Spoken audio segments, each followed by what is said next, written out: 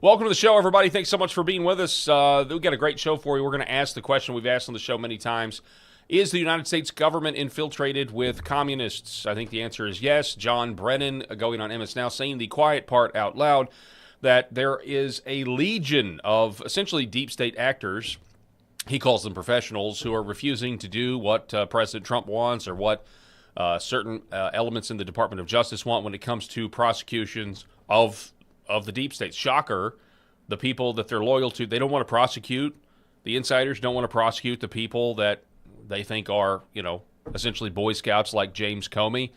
And interestingly enough, we also have a James O'Keefe story that has gone viral across the internet that has to do with undercover video where White House staffers, one of them the head of domestic policy, essentially bashing President Trump and once again, really confirming what John Brennan is saying, undermining the President of the United States and his domestic agenda because they disagree with him. So we're going to talk about that. Also, in the redistricting update, we have Alabama moving forward with a map, but instead of 7-0, it may end up being 6-1. People are very upset about this. Republicans wondering why Republicans aren't going to use hard power. It's not enough to just get one extra Republican seat, according to some. We want two. We want a 7-0 map in the red state of Alabama. But it looks like some Republicans want to try to be nice and give the Democrats Birmingham. We're going to talk about this and much, much more. Also, South Carolina redistricting news as well. We've got Republicans there getting cold feet. The show starts right now.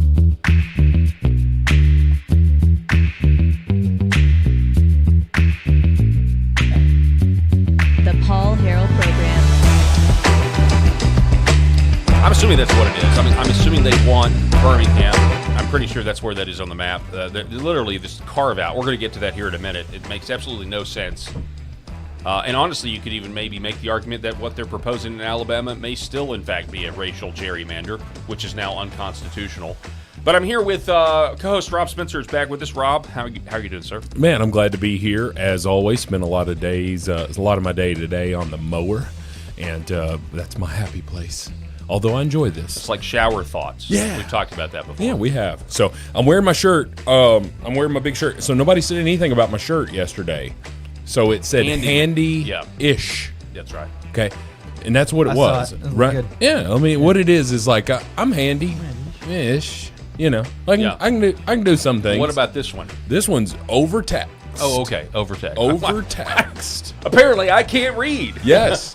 What does this one say, I know Rob? words. I know words. It's literally- Listen, so it's overtaxed. Is anybody? Hey, listen, folks. You see anybody? English. I see a Rorschach test. Apparently, I can't read. Anybody watching or listening? Feel this phrase? Yes. Okay. Listen, if you're a conservative at any level or form whatsoever, you feel overtaxed. And when you think about the stuff that we've been talking about recently with all the fraud that's going on, and we were group texting about that a little bit today. It's just monumental to think about the Democrats' position that they want to just tax us more because that'll solve it. That'll solve the problem. Okay? No, thank you. I'm overtaxed as it is. We also have Eric Haynes in seat number 3. Eric. Great to be part of the conversation today, fellas. I understand you've received 11 spam text messages from Democrats today. James Tallarico sent me a text message today. You're not here. You don't even live in Texas. Gretchen Whitmer sent me a text message today. It's all so nice of them to do. What's that piece of trash? I really appreciate it when my phone gets blown up like Hey, that. why Or are- I'm in the middle of surgery I get messages saying, hey, we need $5 really bad. We got to keep these Republicans at bay. Help us out. Oh, Lord have One mercy. actually said, hey, we heard you may have switched parties after Trump won. Any truth to that? Can you send us $5 to let us know for sure? Did you send $5, Well, Eric? I stopped reading them after a while, so now they're just sitting at the top of my thread as unread text messages. Lord so have mercy. Maybe we need to get into those later today. I'm going to stop. I love what you said in the front of the program about the Alabama Republicans being nice. And like, Oh, hey, they're too nice, yeah. here's a gimme seat. I wish they would have done that in Connecticut and Massachusetts. Wouldn't that and be nice? Maine and New Mexico and all the other states on the list that they have no intention They of being reciprocate. nice to Republicans, even though a fairly sizable percentage of their electorate votes Republican. But do you see those states offering up a seat or two as a throw us a bone? Negative. Negatory on that one. And I'll tell you this. I just want to know how many times you gave $5 today. How many different people? Did Gretchen, James Tallarico, who else would be asking for some $5? Alexandria Ocasio-Cortez. She texted She's always me a couple of weeks ago. She's always down for a $5 bill. Hot. Yeah. You know, She needed her $5 bill. It you know what sucks about that too is You know what the horse meme? I'm sorry. Well, the Key and Peele Sorry, I sketch shouldn't with say the NFL names, and one guy's yeah. name is just Donkey Teeth. Well, I just stopped deleting them because when you delete them, it'll say, "Do you also want to report this as spam?" I feel like I'm getting the reverse psychology thing to where I do that and then I end up getting more. I'm sure there's an algorithm to it, but Well, they're whatever. sure to say, like when you engage with it, they say if you engage with it that it proves that it's a valid phone number and stuff. So I don't know, man, but I can tell you that they're barking up the wrong tree if they're asking Eric Haynes for $5 for some Democratic causes here, especially while he's trying to do his job. Sweet Gretchen Whitmer was really convincing today, though. Bless her heart. Bless she her heart. She really tried. She pulled on my heartstrings a little bit there. Yeah, Can't send Michigan any cash, though. No. When I think of Gretchen Whitmer, I can't think of anything other than her blocking off parts of the supermarket that, the grocery store that that had the cucumbers and the tomatoes, like the seeds or, whatever, like so that you could plant your own stuff. Can't grow your own garden. Yeah, you can't grow your own garden, and that part was blocked off, but you could still go down the liquor aisle. Yeah. Because she was getting some money from the alcohol folks there. The taxes. Yeah, the taxes from all that. So we can't do that, and we can't have people being self-sufficient, can we? Because that's the Democrat position. Yeah. Democrat position is reliance on the government. You need us. Yep. Come aboard here. And one of the reasons is because so many of their voters live in big cities, and that's what happens. Yeah. When you go to a big city, the government's huge, and the amenities, you're expected to get all these amenities and free stuff. I just want to say to Mom Donnie and all his stupid-ass supporters there in New York, like, did it ever occur to you to just spend less money? You need to tax this billionaire. You need to tax this person. Michael Knowles, who's a great follow on social media, over at the Daily Wire, he talked about recently. Does he not know we're on the air? He probably is going to figure that out. Yeah, Jeremy Harrell, we're on the air. Jeremy's trying to call us right now. Jeremy Harrell is trying to call us. But I don't even know what I was talking about. What was I talking about? Mom Donnie, yeah. The audacity of people in New York. And so Michael Knowles was just recently talking about the amount of fraud.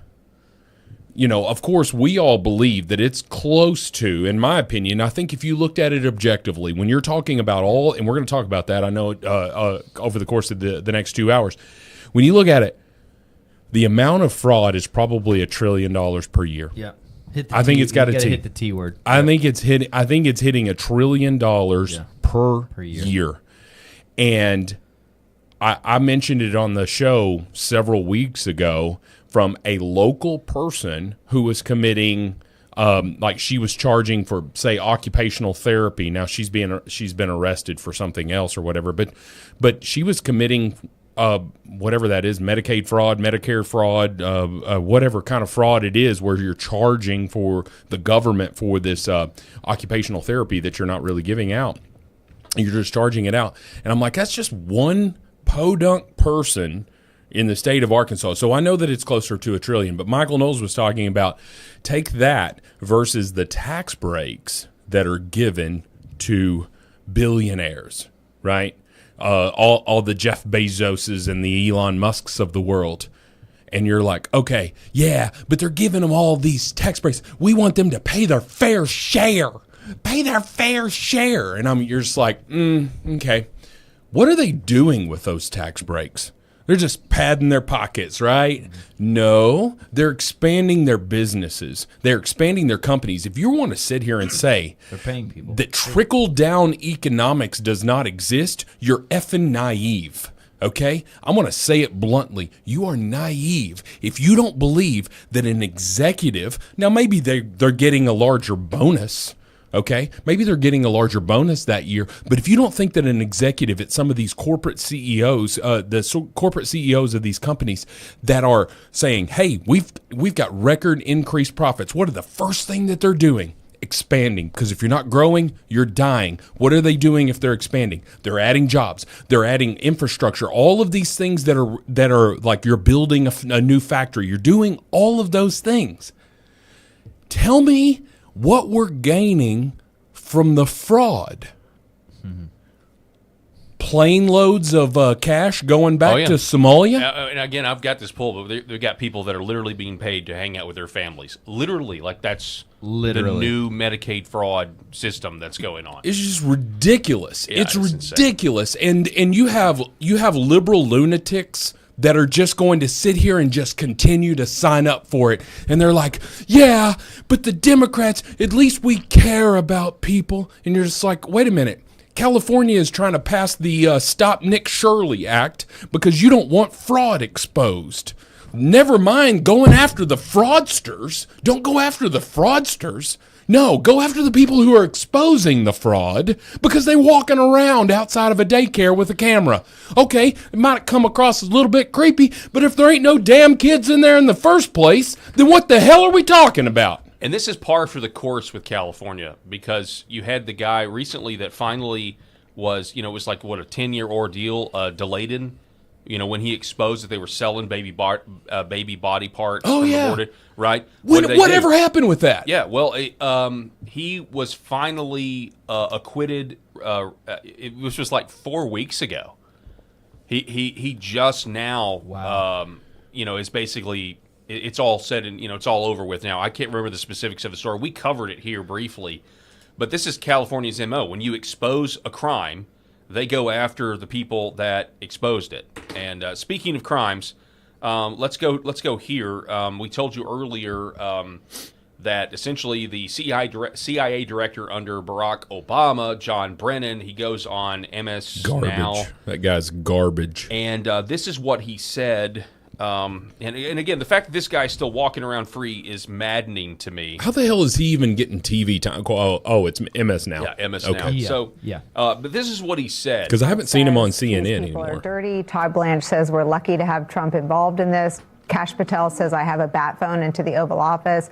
He has succeeded largely in turning DOJ and the FBI into political arms of his political operation. What still exists in the system to slow that down?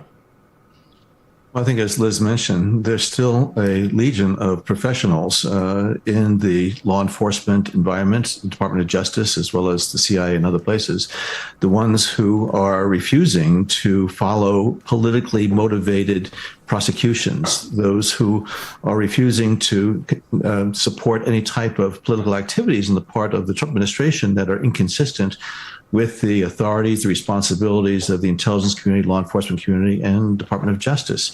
So we have to rely on these individuals to stand up to their professional responsibilities and also to the courts, to the judges, to those judges who in fact took an oath of allegiance to the law, not to a political party, not to a person.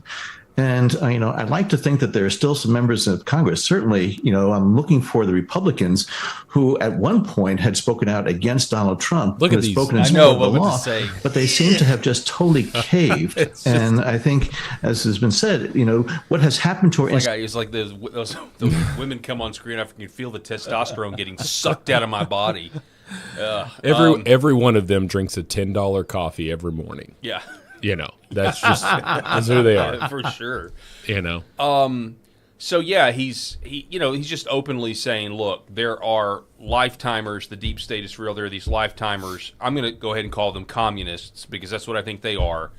And it's really frustrating because, yes, it's a huge hypocrisy to sit here and say that somehow they are neutral. Somehow Brennan and his ilk are above, politicizing everything or weaponizing government. We obviously know that they've done that, but it's maddening to think that there's still so many people that need to be fired within the government that haven't been fired. And so, in a lot of ways, we can get outraged by it, but then at the same time, it comes down to the same point that we're going to talk about later with the state of Alabama getting cold feet or the state of South Carolina getting cold feet over redistricting, you have the power to do this. You have the power to essentially clean house. I mean, it may get messy. The sabotage may increase on the way out the door. But at some point, we can only care, we really, at this point, we can't care more than the administration. Does that make sense? But we do. Yeah. And that's the unfortunate thing about it. I agree with you. Like, we shouldn't, and it should be the people who are elected. Hey, I sent you to Washington to deal with this issue. So fix it, right? Don't go in there and make the problem worse or whatever. I look at it through the lens of, what are we expecting out of these left-wing hacks? Okay. Good question. Do any of them have any sort of semblance of patriotism, any sort of semblance to righteousness for what this country was built on? I don't think that there's a bone in their body that would ever admit to the fact that, things were pretty good. Things were, we don't have the greatest history. Slavery's a black eye in our nation's history and all of that stuff, but we were one of the shortest reigns of slavery. We don't have a perfect history, but Marco Rubio says it best. He's like, yeah, we're not perfect, but we're a lot better than the rest of the world, right? We are the light on the hill, at least in terms of the global economies and all of that stuff. We are that thing. And I look at it through this ultimate sort of deciding factor on should you or shouldn't you. With the Democrats, they are itching. They are doing everything they can to get back in power. Override that state constitution. To hell with it. We don't care. We're going to indict a major candidate for the presidency because he slept with a hooker, or a porn star, whatever. And he same thing. And he paid it off. Yeah. It's kind of the same thing. Words out of my mouth. Like, now is the time for synonyms on the show, kids. So it's Her like name was Stormy. Stormy. The letter of the day is S. Yes. S. Anyway. So, but it's like the gloves come off when they're in power. The gloves have come off. We already saw what they're going to do. They allowed the country to be flooded for 4 years. We saw what they were also doing in terms of their indictments for the what was trying to be the leading candidate for the presidency. And then when that didn't work, they tried to kill him. And I want to say they. Because, Thomas Crooks, whatever the heck his name was, he didn't act alone and all that stuff. That's another story for another day. But my whole point of it is, why the hell are we playing nice with people who will never play nice with us? Yeah. Ever. Yeah. You're trying to play nice. John Brennan should already be in handcuffs. I think that much is clear. Eric, you got anything? No. Okay. Well, so on the same story. Everything was perfectly said. No, I agree. But on the same thread. Plus, no offense, but I don't like to talk about John Brennan anymore because I don't want to give that guy. I think what we just said is good, but I don't want to give that guy too much of what little I have going on up here, or where I have space. Because I just don't see him as relevant anymore. Yeah. He can't do anything to anybody. He's had his security clearance ripped. Yeah. He's completely disgraced. irrelevant. He's doing this for a paycheck from MSNBC. I mean, I don't know what I don't know what he's taking for his little appearances there money-wise, but he has nothing else to offer. Well, he knows the assignment, too. He's not going to go on there and say anything positive about this administration whatsoever. He's on MSN. He's on go MS do this now. and then go talk to some lib book club somewhere. Yeah. And but basically, do a little he's saying appearance. it's Nobody okay. cares. What's stopping them? The question was, what's stopping them from making it worse? And he says, well, basically, we've got our people still on the inside, sabotaging, grinding the gears, making sure this doesn't happen. Which is sounds a lot like treason to me. I was gonna say. That's my thing. I was like, go ahead and go down that road. We're getting a little treasonous in there. So James O'Keefe, pretty soon, John Brennan will be looking at seashells on the seashore. Right. That's right. And giving look what messages I found. to his minions. Look what I found. Wow, somebody wrote "kill Trump" in the sand. I wonder what that could mean.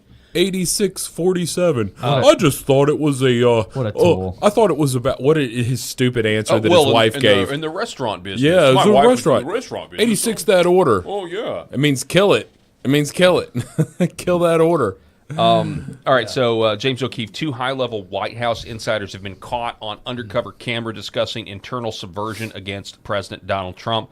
We're going to listen to a little bit of this report that was released today. 2 individuals. One of them is Maxim Lott, and we'll get to the other guy here in just a second. I feel like the decision-making processes are a little bit chaotic. A White House policy advisor opens up about the internal decision-making processes throughout the White House. I think it's just the overall tone and the government right now is a little bit unusual, trying to fix itself. Maxim Lott even acknowledges that officials below Trump will often make decisions for the president, presuming what his stance would be. In theory, everything should sort of come from the president. Yeah. But it might come from the level below him, where they're like, I think I know the president well enough to say what he would say on this. Oh. It's like, yeah, we would want to do that. That would be popular.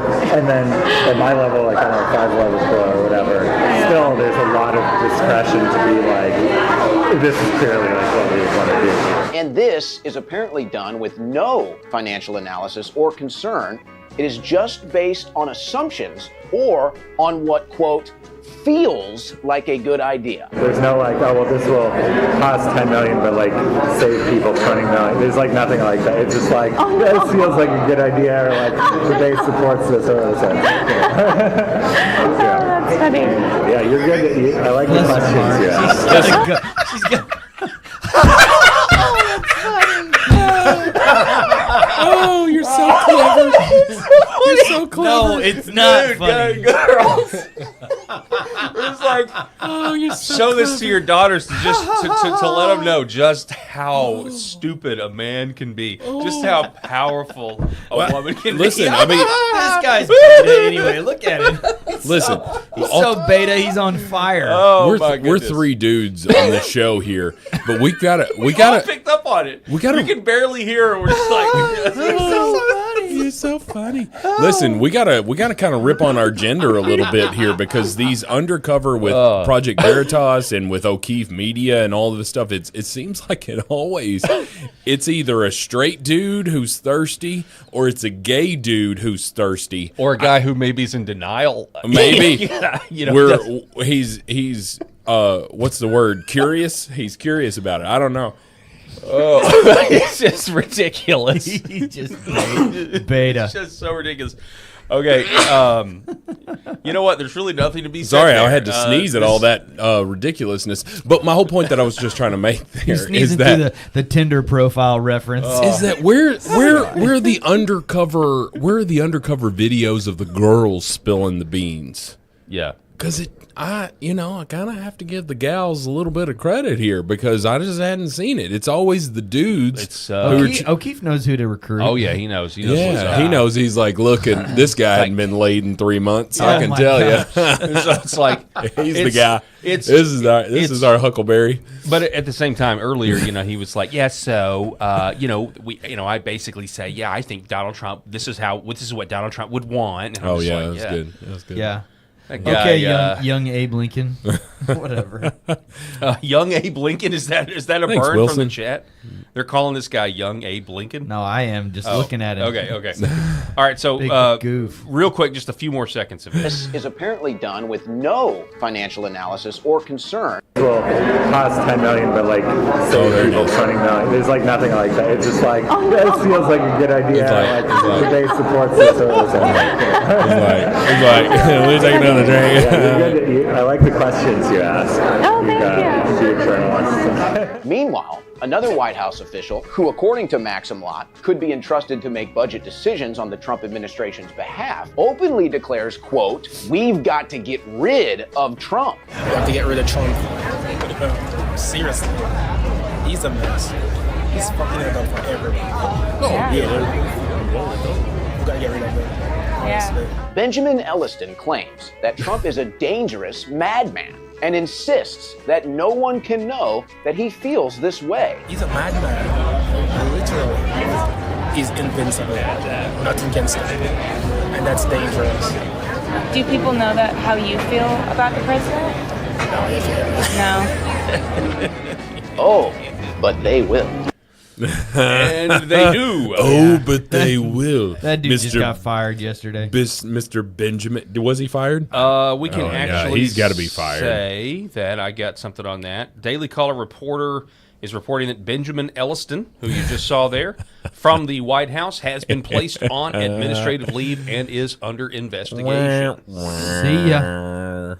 So sorry about that, buddy. Listen, you know, you get a little thirsty, right? You know, and you're trying to from a standpoint of, and I'm just going to say this from a standpoint of the demographic of women that you have to date in the Washington D.C. area. A conservative man, if you are just out for a hookup. You're going to know that most of the women you're going to be around are going to be leftists. listen. Yeah. And so you're To have one that's like laughing along. With Hey, you. you're so great. Exactly. You're so great. Yeah. And he's like, I work in the Trump administration. Why do you like me? His brain is telling him, I haven't had sex in 3 years, and this girl thinks I'm everything, right? Like the signals aren't going off. I love your MAGA shirt. It's so great. Don't tread on me tattoo. Yeah. Oh my gosh, man. You're so original. Yeah. Listen, man. I don't listen, I get it. Like if you're a beta and you're got this opportunity, I don't know, but it's embarrassing. And it's always the dudes that are falling prey. And it always will be. Totally. To it. It always will be. We'll spill the beans. President Wave Trump, it at us and we'll spill. It's just insane. All right. So in other news, actually, what time is it? Well, let's reset here. Let's take a break. I want to get to this other story here in just a minute, which is quite fascinating. About we've got a story where this black guy is on a train and he's like posted this viral video where he's upset that no one wants to sit next to him. And we're going to juxtapose that with this Does he headline. do a selfie? I haven't seen it. Yeah, Does he we're going to do like a juxtapose it selfie? with this headline. New York City woman declined to press charges against subway shover because she didn't want to put another black man I in saw jail. that crap. Weeks later, Yep. he killed a retired teacher, 76 years old. pushed him down the stairs. Yeah. there. Just So- killed him. Don't go anywhere. We're going to take a quick break and be back here in just a moment. This is the Paul Harrell Program. Thanks for watching. For centuries, light has been used to heal. Awaken the body with Red 5.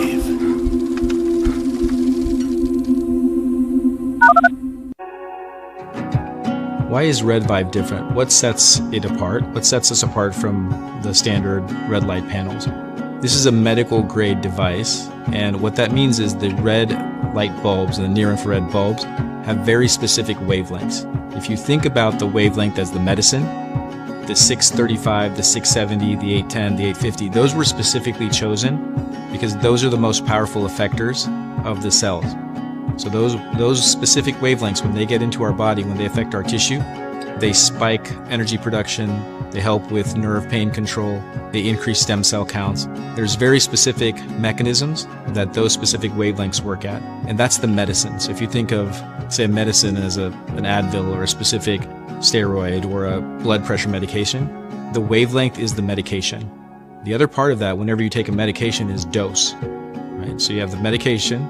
So if you take 1 milligram of Advil, and the average dose of an Advil is 200 milligrams to 800 milligrams, it's not going to work. That doesn't mean the medicine's bad. It just means you didn't take enough. Right? And so even if you have the right wavelengths, first you have to have the right medicine, and then you have to have the right dose. And to have the right dose, in light therapy, you have to have enough energy. So you have to have a powerful bulb. The LED bulbs, or light-emitting diodes, have a specific wavelength, and that wavelength is the medicine. And the wavelengths that have been studied and published on that are the most powerful in affecting healing and the changes that we want to see with our bodies and our health are the 635 wavelength, the 670, 810 nanometer wavelength, and 850 nanometer wavelength. Those are all going to affect the mitochondria, the cytochrome C oxidase, and affect those powerful long-term changes and affect that downstream pathways. And that's what you get with Red Vive devices. The highest efficacy, the best wavelengths, concentrated to help your health. Behind every precious life, there was a choice. Behind every family moment, behind every special memory, there was a choice. A life of joy. A life that is beautifully and wonderfully made. At 7 Weeks Coffee, we are funding the pro-life movement, one cup at a time. Will you let your coffee serve a greater purpose?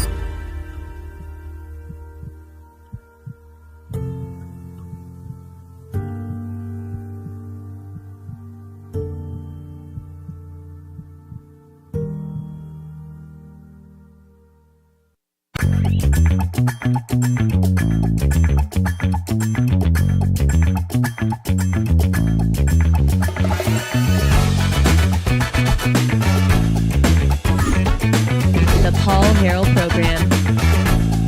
All right, welcome back, folks. Thanks so much for being with us, broadcasting from the state of Arkansas. And we have got Rob and Eric in studio at the same time. It's been way too long. I feel like it has. Yeah. Between Rob's vacation and why you gotta say that? I don't know. I'm glad that you went on vacation. Apparently, everybody's roasting. Not everybody. But in the comments, people don't like the color of the shirt because they think it looks like a prison jumpsuit. I'm sorry. I'm going to retire it. This is now the second time I've worn it. It's in the summer rotation, but apparently I just need to go get a new wardrobe. So you'll have to forgive me about that. There you go. Everybody, ladies and gentlemen. In other news, I want you to look at this. Somebody, I'm looking at it on the screen.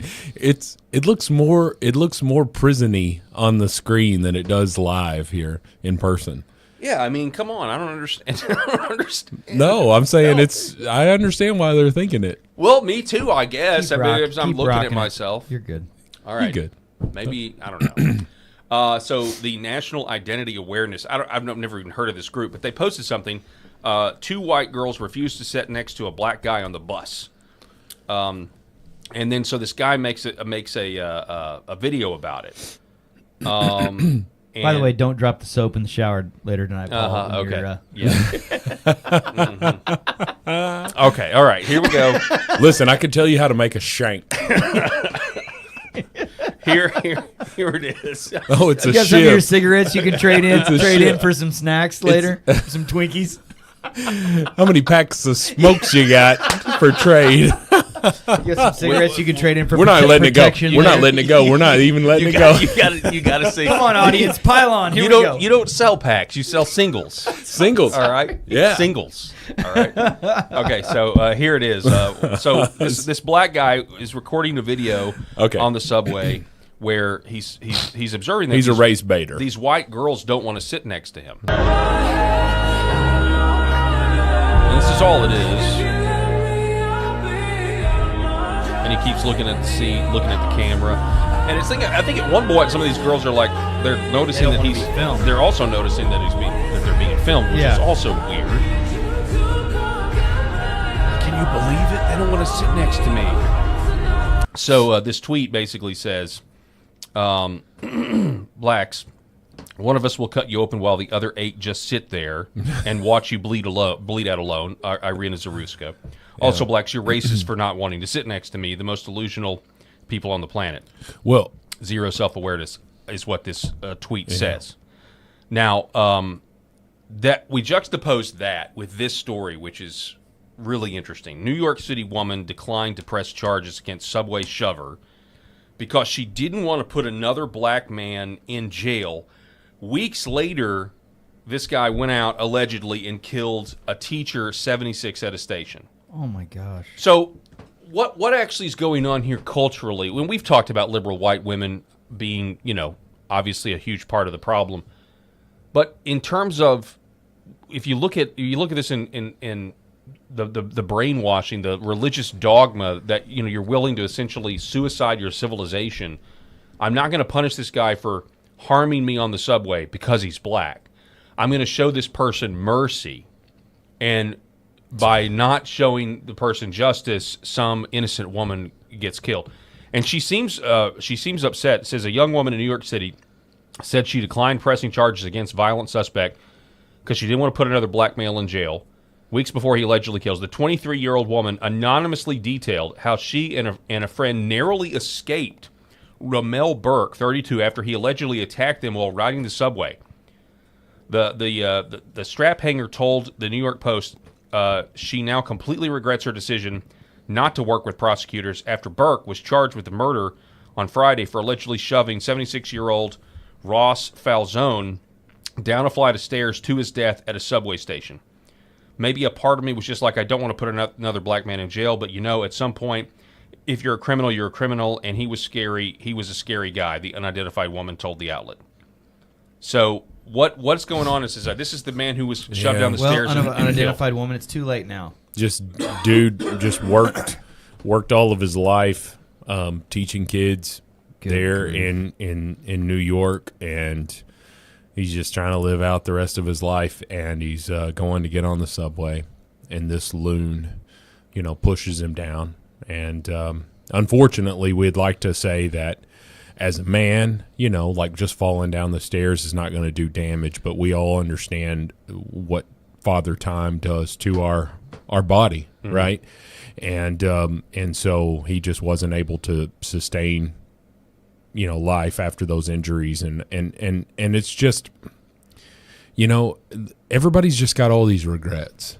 They have these regrets, and they stand back and they say, I wish I would have done something different, but damn it, you had the chance to do something different.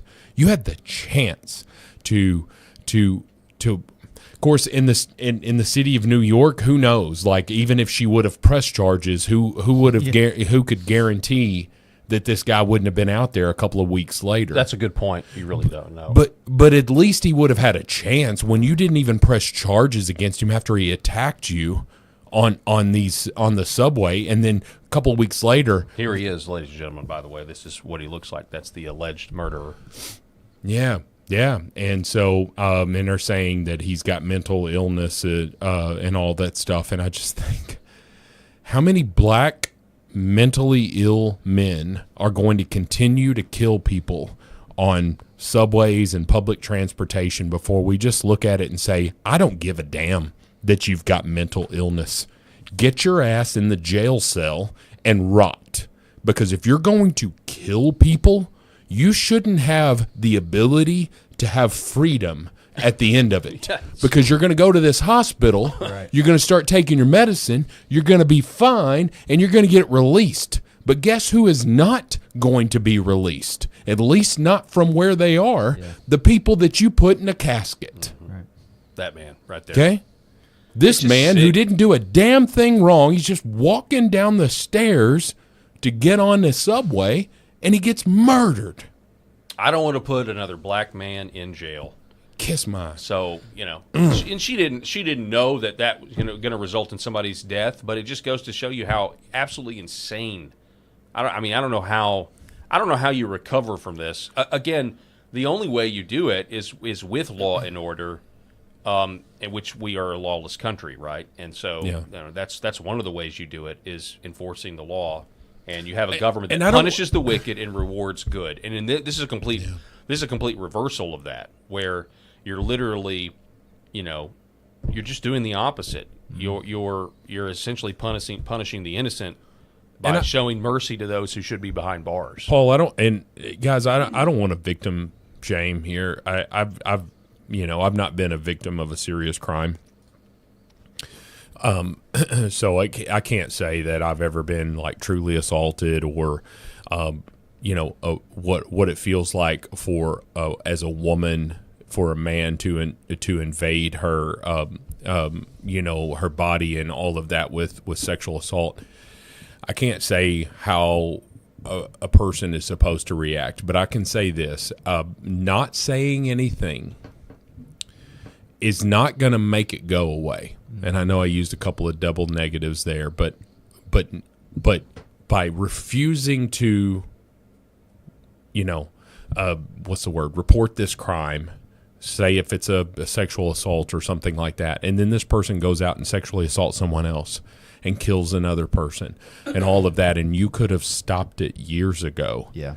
But you didn't want to do it. And I'm like, tell me that's not worse than going through the hell that would have been reporting it and it being public and all of that stuff. I also think that there's a certain level of culpability that somebody has. Again, I'm not victim shaming. I'm not trying to say that.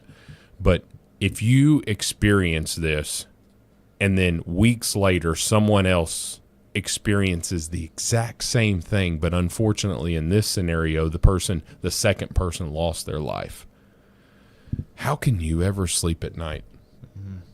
How can you ever? Because even if the city of New York didn't do anything, if she would have reported it weeks ago and the city of New York didn't do anything, hell, I can't control that. Right. I did my job. Yeah, that's all you can do. But she refused. It's kind of, I think the Democrat Party, I mean, we know this, they're just obsessed with race for all the wrong reasons. Look at where they're coming down on the gerrymandering thing, right? They've been racially gerrymandered, and now they're saying, oh, this is all racist because the South is actually going to use the power that they have, that the people have given them. And you juxtapose that with this, that they're now willing, white girls in New York are willing to essentially, in the name of political correctness, in the name of this, this religion, basically take an L because I'm going to virtue signal. I don't want to see another black man in prison. It's really insane. Give them their own districts. Yes, they have to have their own districts. Also, don't punish them for crimes because we can't. Because it's wrong to put another one in jail. It's just crazy. Yeah, well, you're refusing to admit what we all know, and that is that these people, for them to be in prison, for the most part, there are people who are wrongfully convicted, but for the most part, for them to be in prison, and you want to say, I don't want to send another black man to prison. Well, guess who commits the most crimes? Yep. Statistically speaking, black men. Black men commit 50% of all of the violent crime in the United States. Now, does that mean that all black men you don't are have bad? To qualify it. No. Don't qualify it. I'm just trying to say that that's what statistics are. Right. Statistics will tell you Yep. that I am more at danger around a black male than I am around a white male. That's just the way that it is. Is it racist to say that? An entire half of the country would say that, yes, that's racist. They do believe that. They believe pointing that out statistically. Facts, what you just said is facts aren't racist. Well, what they're the statistics are just a reflection of reality. And again, the court system. That's why they let that guy out. That's why Irina Zaruska's dead, because the court system didn't want to put another black man in prison because they don't care what the statistics say. They don't want the reality to be what it is. They want to will it to be something else by just ignoring the problem and doing the opposite of punishing the wicked and rewarding good. I do want to do a follow-up from our AI segment. So yesterday on the program we started with AI. Did you want to add something to that? Yesterday we did a segment on AI and what's going on in Georgia and the 30 million gallons of water that were stolen from the people of Georgia during a drought. We also highlighted a young lady whose childhood home is about to be destroyed via eminent domain to run power lines to a new data center. In the state of Georgia, which is a red state. And this is happening all over the country. But she's back with another video. The video that we played for you yesterday of her showing her childhood home, saying they're coming and getting it. She claims that TikTok has removed that video for a violation of community standards, which is ridiculous because all it was just her telling her story. And matter of fact, when I saw this, I actually didn't want to test it, but most of our short clips that we highlight were from the AI data center. Guess what? I didn't put on TikTok based on that, just because we're actually trying to grow that platform. But it just kind of goes to show that big tech, in this case specifically TikTok, doesn't want anybody to talk about AI data centers and the growing dissent that's going on. Let's play the video and then get you guys' reaction on the other side. Hello, my name is Ansley. I live in Coweta County, Georgia. We are Noonan, Sharpsburg, Grantville, Moreland, little bit all together there in Coweta County.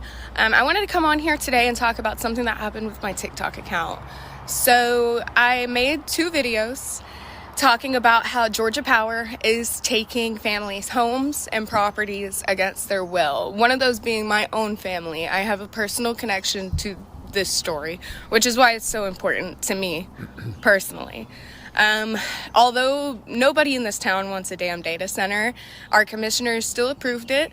So therefore, Georgia Power is using easement rights to force homeowners, longtime homeowners, old homeowners, into selling their family properties and their family homes so they can be torn down and power lines be extended to support these data centers.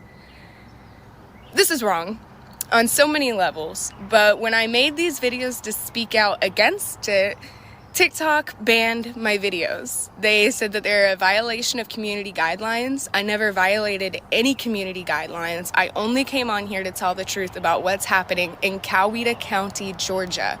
This is happening to at least 30 people. Some of them are elderly, cannot handle this on their own. Some of these people have families. Some of these properties have been passed down by generation to generation. This is not an option for Coweta County homeowners. This is something they are being forced to do, even though there are many petitions and other things in place trying to make this stop. Our commissioners still approve these projects. It's wrong. And I feel like people should know that in America, you do not have the right to your land. You do not have the right to your property. They can come and take that from you, and there will be nobody there to help you. And when you speak out against it online, they'll ban your videos. They'll block you. They'll threaten to take away your whole entire account. There is no freedom of speech. There is no protection of property. It doesn't make any sense. And people should know about this. Sounds familiar, doesn't it? Yeah.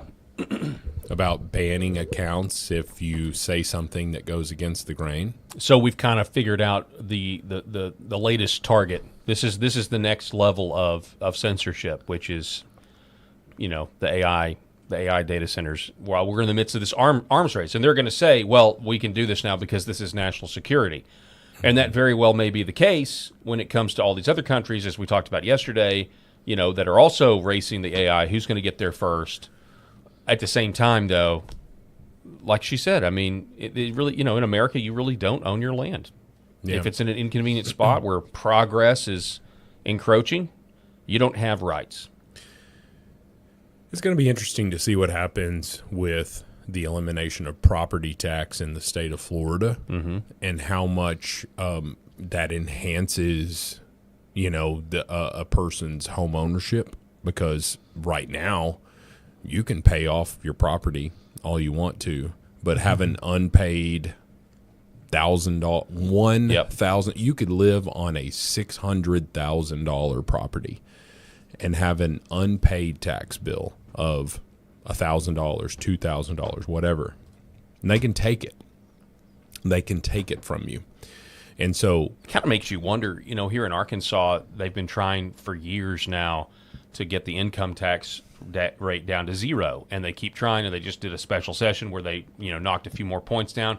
The argument is Tennessee has no income tax, Texas has no income tax, but you really think about it in terms of just, it would have been nice if it might have been better tax from a principle standpoint of, no, actually you own the land, it is yours, we can't take it from you once you pay it off. I think some people might actually take that deal. You still have an income tax, but you own your land outright. There's nothing once you get it paid for, there is nothing the government can do to take it from you. Yeah, I think people would have been on board with that 100%. I think the biggest fair sort of usage of taxes would be sales tax, and get rid of income tax. Like, hey, and it's like, all right, so if Eric buys his house and he buys it with money that was already taxed, and then he comes in and he hires me to sell his house. I'm a real estate agent, and he hires me to sell his house. And that income that I am getting, even though Eric was already taxed when he got it, when he earned it, that income is now going to me, so it is going to be taxed again, right? And then I'm going to use that money for various things that are going to be taxed to no end. And where does it stop? And I look at it through this lens, like the only fair tax system, in my opinion, is a sales tax. Yeah, consumption-based. Consumption-based, because then every person, from a person living on welfare to a person who is a multi-time billionaire who buys a new jet, everybody pays taxes. There are no loopholes. There are no write-offs. None of this stuff. All of it, you pay a tax. And I'm sure that that's maybe a naive way to look at it, because there's some things that I'm not thinking about and all of that stuff. And I will concede that. But dang it, man, if I pay off my house and I don't truly earn it, what's the incentive to ever pay that house off? What is the incentive to be a homeowner if they can just take it from me? And that's what this young lady's talking about, is she grew up in this house. And because of, eminent domain, and because the utility companies needed this extra land, they're going to take it. And tell me how, we as Americans and freedom and all of that stuff, like the founding fathers would come in and in horror.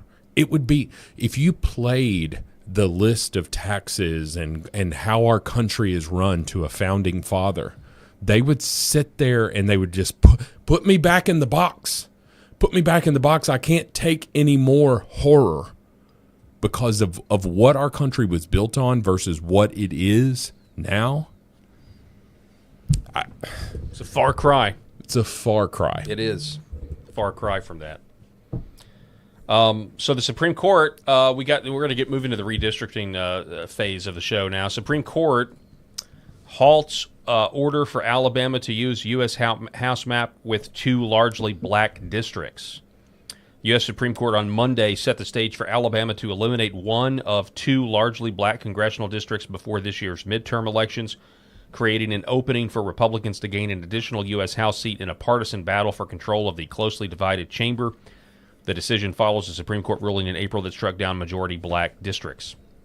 So what's it going to look like now? Well, this is, look at the map there. This is the current map. As you see the 2 blue districts there on the screen. And they say that the new map is not going to be a 7-0, it's going to be a 6-1. They're going to still keep a majority black district there. Now, correct me if I'm wrong, but that little blue, what would you call that there? That little appendage? Protuberance. This little phallus. Little protuberance. That's an interesting word. It's a little brown, circular protuberance. Name that Seinfeld episode. Name that Seinfeld episode. Anybody? No? So this is Birmingham, right? Is this about where Birmingham is? It's a little bit more south than that. Well, so what is this? Why are they keeping this little blue area? Maybe that's not a blue area. Anyway, the point is, people are upset about this, but we just read you the AP piece where they're saying that it is Birmingham. Okay. Sorry, yeah. So they're trying to capture Birmingham here in this new proposed map. So people are pretty upset about this. If you're Republicans, why are you not going to use the power that you have? Sure.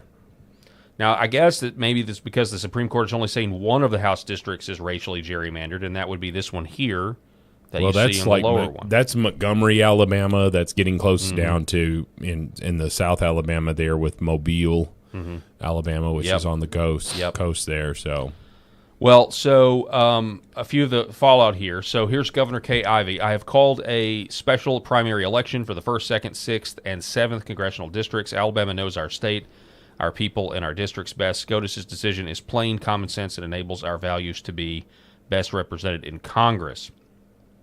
Ryan James Gerdusky says, for absolutely no reason, Governor Kay Ivey is giving Democrats a free seat in Alabama. Yeah. The seat is racially gerrymandered, which is against the law, drawing in black voters from across the state into one district. And that's exactly what that's designed to do. I mean, how is that not unconstitutional when it's clearly just to get the black vote? Birmingham is one of the largest cities in Alabama. It may be the largest. I think it's the biggest one, yes. Definitely. Yeah, so it's the biggest city, and so you're pulling in these people, and I'm looking at the Alabama map here. You're pulling in all of these people in, southwest Alabama, and as we get closer to the Gulf and the Panhandle and all of that stuff, we're getting way more conservative. Very red. Yes. Yeah, and so thankfully, and so you're pulling in those people in South Alabama with Birmingham. Which Birmingham is, number one, it's extremely dangerous. I mean, there was it was on First 48 for a while, that show where there were about murders. And it's a hub because you can go into Birmingham and it just spawns off and goes up to Atlanta and all that stuff or whatever.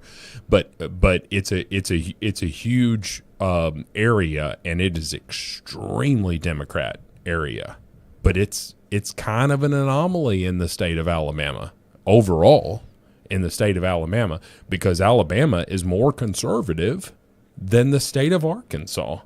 Alabama votes, what is it, 70-30? I think it's closer to 70-30. I think the I state of have Alabama. a tweet here with what those numbers are. 65-35. Okay. Well, I mean, and we are, I guess we're close to that, or we're more of a 60-40 state here. I don't know here in the state of Arkansas. It just depends on the year and who's on the ballot. But Caroline Wren, Alabama, which voted 65-35% for President Trump, has decided to go with a 6-1 map instead of a 7-0 map. For comparison, Massachusetts, which voted 61-36 for Kamala, has a 9-0 map. Alabama gifted the Democrats a congressional seat for no good reason. Doesn't make any sense. I agree. It makes no sense that they did this, that they have left this little protuberance intact. Yeah, and it's catching Tuscaloosa, which is where the University of Alabama is. It is, if you're not familiar, it is in Tuscaloosa. Yep. And college towns are notoriously left. That's exactly right. Now, moving on to Louisiana, we got people upset about this one, too. Now, I don't think we have a decided map yet. This was posted today. This is just ridiculous. It's a Trump plus 22 state 6-0 or bust. There are 4 different maps that they're proposing here. This is the first one, which would still leave a Democrat district intact. In New Orleans, but it looks like is it cutting? Yeah, it's catching. That's pretty much all in New Orleans. Yep, it's got New Orleans. Here's the second proposed map, which would, I guess, it still get New Orleans that way. That looks even more. That's weird. Weirdly gerrymandered.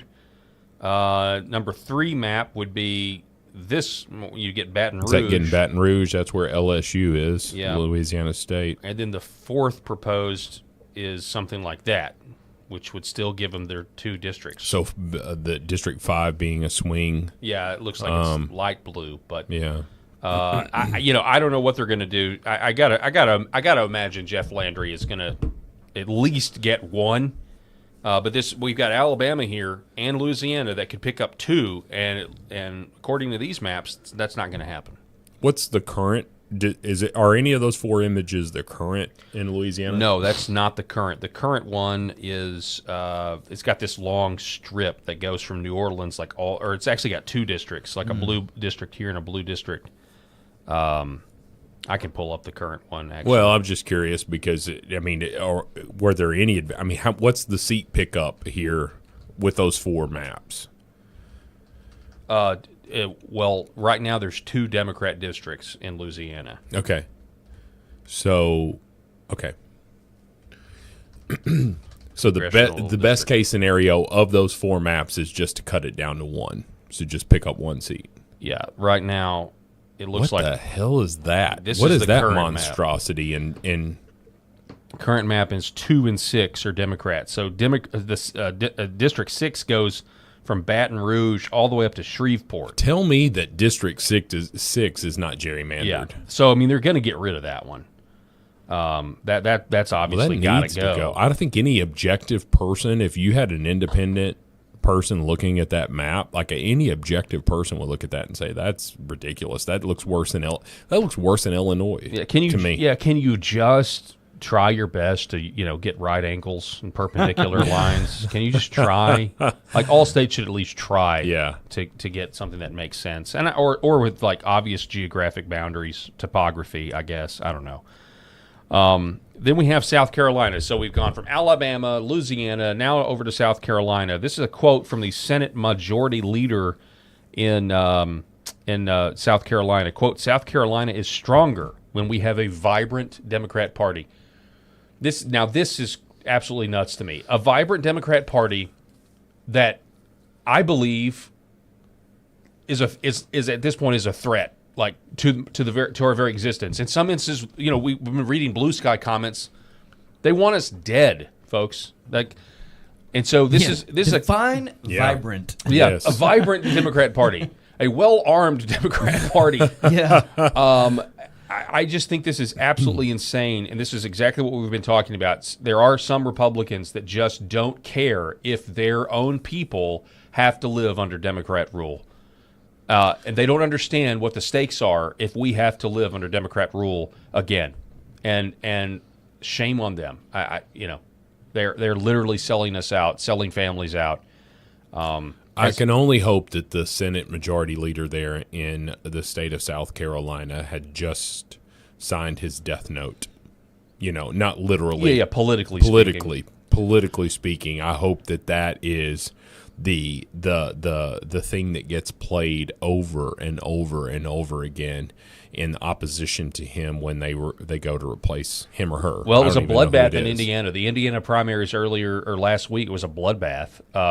Because Indiana didn't redistrict, and so Trump backed primary challengers in the state Senate there, and they got totally shellacked and punished by the voters. I'm going to say this. I'm crazy.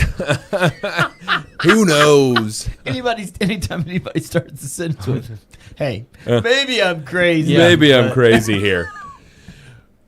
But I think that the only way, I truly believe that the only way that this country gets back on the right track, at least toward sanity, toward fixing all of the issues that we have, to smaller government, to low taxation, all of that stuff, is when the damn Republicans realize that we are the strongest party in the United States, but we keep playing nice.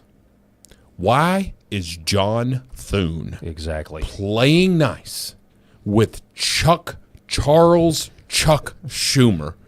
Because that man is holding on by a thread. His time has passed, and he is holding on by a thread. And if the Senate Republicans with a 53-47 majority cannot get basic legislation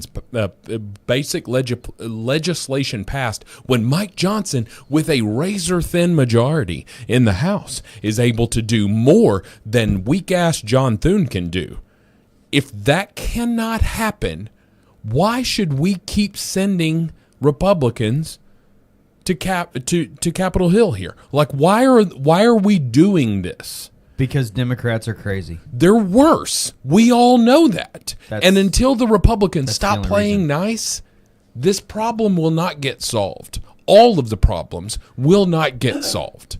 Yeah. And they were given a mandate on November 5th or 6th, whenever that election was, 2024. And they are sucking it up. Yeah. Big time. Yeah. Spot on. In other news, we have. Let me see what's next on the list. Another brown circular protuberance to talk about. Yeah. Yes. That's from the Christmas card, by the way. You said that earlier. I was like, yes. Pretty sure. Okay, so you figured it out. Elaine's Christmas card. Yeah. People at work are calling me Nip. Nip. I think that's a nipple. I think I see a nipple. Oh, man. You want a Christmas card? You want a Christmas card? Here. She sent a Christmas card to her Nana. Yeah. My Nana. She sent one to her nephew, too. Yeah. Yeah. He hid the card from his parents. He was having a private moment. All right, so Adam Morgan. So South Carolina, this is his take on South Carolina. He's a state representative there, from what I can tell. Chair of the South Carolina Freedom Caucus. He says South Carolina redistricting is not dead, even if Massey and cronies. Massey, I believe, is the Senate majority leader. He says even if Massey and cronies win this vote. Different Massey. Right. Yeah. So it says, here's the next play. If the Senate blocks redistricting resolution, it goes back to the South Carolina House. The House can simply non-concur to Senate changes and refuse to pass a sine die resolution, the resolution that calls them back for a special session. This would allow the governor to call a special session. At that special session, redistricting can pass by a simple majority instead of a two-thirds vote. You may say, but the governor said he won't call one. True, but likely his tune will change. And even if Henry McMaster doesn't, the governor, the state budget still hasn't been passed. Hypothetically, if the House doesn't pass a final version of the budget by 5 p.m. Thursday, adjournment/end of session, then the governor must call them back for a special session. The best part, the governor can't limit what the legislature takes up at a special session. Redistricting will be on the table. The question is, do House Republicans have the fortitude to play hardball? Will they defend the Constitution? So there is a path for South Carolina Republicans to use hard political power and do their best to keep the House of Representatives from flipping to Hakeem Jeffries, where the American people, including South Carolina and everybody in between, from once again living under Democrat rule, or at least, one-third or, one-half of one-third of our government. It's so funny that this has to be called hardball because it's not hardball. It's basic offense. It's only hardball to weak and feckless people who are used to playing sissyfoot defense all the time and taking the high road and throwing bones to try to go along to get along. Like, it's not hard. It's not hardball. It's just offense, right? Well, yeah, let me throw this out at you. Can you think of anything more horrific than, say, well, of course, President Kamala Harris, President Alexandria Ocasio-Cortez, like we get all of that stuff. But realistic, can you think of anything more horrific than Speaker of the House, Hakeem Jeffries? Okay? Dime store Obama here. Can you imagine what that lunatic will do? At least Chuck Schumer has some semblance of centrism. Is that right? Is that a word? I don't know. I mean, he's definitely not a centrist. No, he's not. not. He might be able to pretend to be one. I better get it. than Hakeem. But when the chips are on the table, like, at least you got a somewhat better chance with Chuck Schumer than you ever will with Hakeem Jeffries. Hakeem Jeffries is so far left. In my opinion, he is standing next to AOC at these communist socialist things. He endorsed Mamdani. What are you laughing at over there? You played the DeSantis yes. impersonation I'll pull at it up. some Go point. ahead, Rob. Because Rob wasn't here Rob that was day, not and here. you I and didn't I see it. laughed. I thought I was going to have a hernia. I didn't see it. From laughing so hard. Yeah.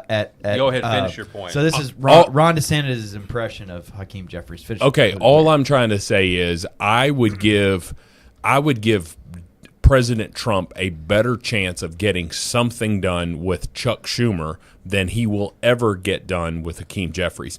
Hakeem Jeffries will be an obstructionist. There is no chance for any sort of bipartisanship at all with Hakeem Jeffries. Right. And to me, that's pretty dang scary, considering that is, as it stands just very recently, that is the likely outcome. Now we'll see what happens with all this redistricting. What I'll just say about that is, I mean, I get what the point you're trying to make is, but what I'll say is, there's just no daylight between Democrat and Democrat. They don't have these divisions. If they do, they certainly have them behind closed doors. Well, they rally. They just there's no dissent. There's been a coup. There's been an attempted coup against Chuck Schumer for a while now because he's not far enough left for them. He's farther left than he was 10 years ago. Yeah. But I'll concede that. All right, here it is. I don't know if you saw this. You concede it. But I know at the end of the day, we'll be upheld. I think that it was a good job that was done, and it was appropriate, not only because you did have an unconstitutional district and there did need to be redraw, but this is a different state than it was 5 or 6 years ago. I mean, we've netted 2 million people since the census. That has caused issues in terms of how these districts were organized before. You'd have one district would vote this much, one this. So I think the new map really addresses the constitutional deficiency, but then also just recognizes that the state has changed a lot in a very short period of time. And look, some people tell me, Governor, stop bringing all these people here. There's too many. I'm not bringing anybody. Understand, it's a free country. If you want to move from Miami to Portland, I don't know why you would, but if you did, you have a right to do it. Portland can't stop you. Oregon can't stop you. If people want to come here. No, actually, I think this is not the one. He was outside. It was all outside. Right, let's see. No, that's not it either. It was hilarious. Oh, yeah. Someone who regretted threatening Ron DeSantis. Here, there it is. Go lower. That's the one right there. Yeah, this is the one. Okay, so this is it. This is the impression. Forgive me. All right, get ready, Rob. We're going to do maximum warfare against Republicans. Florida Republicans, you F around, you're going to find out all this stuff. And, what I said was, listen. Maximum warfare. And he's like, if you do the redistricting, we're going to take out all your members. We're going to do all this stuff. And what I said was, go ahead. Make my day. We made the point last week. Maximum warfare. Yeah, I'm going to do maximum.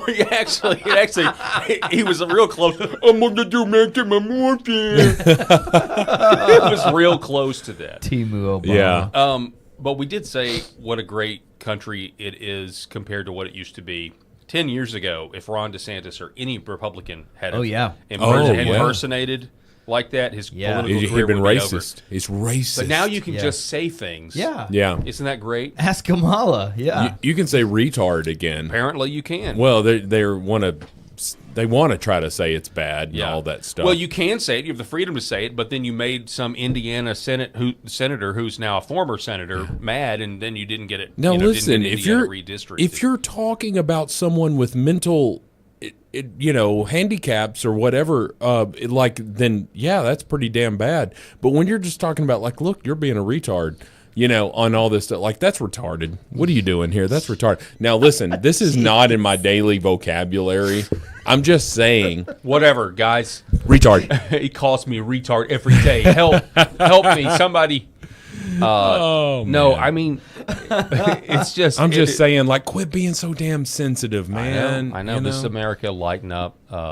It's a new day. You can say the R word again. I hope my you wife's not watching. She doesn't word. like me when I say stuff she doesn't like when I say stuff like that. You just can't say. You just can't say the R word with a hard R. Then it's really bad. What? I'm just joking. Retard. Okay, so here is. Is that right? Is that what you're talking about? What's the hard word? Hard R. Hard R. I don't make the rules. I get it. N-word. I get it. Okay, It doesn't work with retard. I don't make the rules. All right, so ICE has just announced a jaw-dropping fraud bust, saying 10,000 foreign students are involved in the federal government's operational practice training. Empty buildings where hundreds of students should be working as part of their ability to be in America, run by foreign-linked groups that send money out of the country. Listen to this. Information provided to DHS. Under the Biden administration, the fraud escalated even further. Today, we are announcing that we have identified over 10,000 foreign students who claim to be working for highly suspect employers. And that's just among the top 25 OPT employers. This is only the tip of the iceberg. Over the past year, we've dramatically expanded our oversight of OPT and can report that we've found fraud nationwide.